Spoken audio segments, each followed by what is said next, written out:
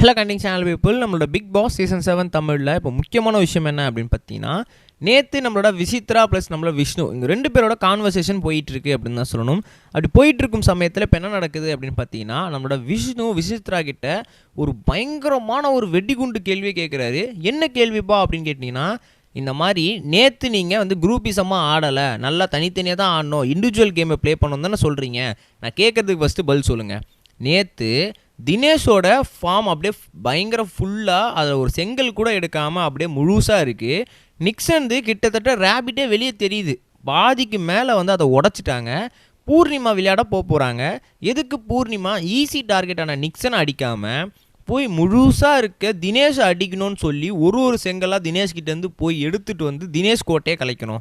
நிக்சனோட கோட்டை தான் ஆல்ரெடி மொத்தமாக கலைஞ்சிருக்குல்ல. ரேபிட்டுமே ரொம்ப கிட்ட ஈஸியாக இருக்குது, கை வச்சாலே எடுக்கிற மாதிரி ஓப்பன் அப்பாக இருக்குது.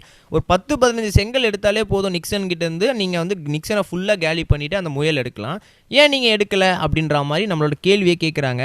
இதை பார்த்து பயங்கரமாக வந்து நம்ம விசித்ரா ஷாக் ஆகிடுறாங்க. அடடே என்னடா இது, இப்படி ஒரு கேள்வி கேட்டால் நம்ம ஒரு வசீகரமாக மாட்டிக்கிட்டுமே, என்ன பதில் சொல்கிறது அப்படின்னு சொல்லி விசித்ரா ரொம்பவே வந்து குழம்பி போயிடுறாங்க அப்படின்னு தான் சொல்லணும். உடனே வந்து அங்கங்கே வந்து என்ன பண்ணுறாங்க அப்படின்னு பார்த்தீங்கன்னா, அதை வந்து எப்படியா சமாளிக்கணுமே அப்படின்னு சொல்லிட்டு, இல்லை என்ன விஷயம் அப்படின்னு பார்த்தீங்கன்னா, இந்த கேமில் ரேபிட்டு அப்படின்றது ஒரு முக்கியமான ஒரு விஷயமா வந்து தெரியலப்பா. என்ன முக்கியம் அப்படின்னு பார்த்தீங்கன்னா, ஒரு ஆளை வந்து காலி பண்ணணும். அதாவது ஒரு யாரோட கோட்டைகள் ரொம்ப முழுசாக இருக்கோ அந்த செங்கல்லாம் கட்டி அந்த கோட்டைகள்லாம் அடித்து நொறுக்கி காலி பண்ணிட்டீங்க அப்படின்னா, கடைசியாக யார்கிட்டயோ ஒருத்தங்கிட்ட முயல் இருக்க போது அவங்கக்கிட்ட நம்ம ஒன்றோ இல்லை வந்து அப்படி சண்டை போட்டு அவங்ககிட்ட வந்து முயலை வாங்கிக்கலாம் அப்படின்னு சொல்லி தான் பூர்ணிமா அந்த மாதிரி பண்ணா. மற்றபடி இது குரூப்பிசம்லாம் அப்படியாது கிடையாது அப்படின்னு சொல்லி பயங்கரமாக வந்து அதை வந்து முட்டு கொடுக்க ஆரம்பிச்சிட்டாங்க. ஸோ இதுதான் வந்து நடந்துகிட்டு இருக்கு அப்படின்னு தான் சொல்லணும். குரூப்பிசம் அப்படின்றது அங்கேயும் நடந்துச்சு, இங்கேயும் நடந்துச்சு.